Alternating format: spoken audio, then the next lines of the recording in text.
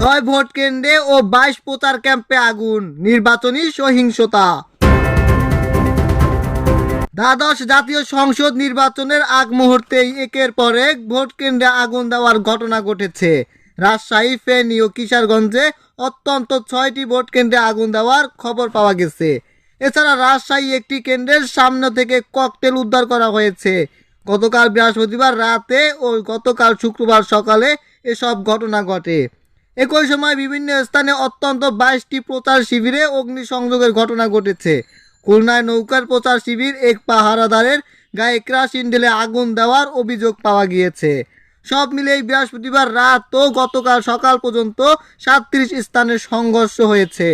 আজকের পত্রিকা ও বিভিন্ন গণমাধ্যম থেকে প্রাপ্ত তথ্য মতে প্রতীক বরাদ্দর পর থেকে এ পর্যন্ত 258 জায়গায় সহিংসতা হয়েছে। তফসিল ঘোষণার পর সহিংসতায় প্রাণ গিয়েছে 7 জনার।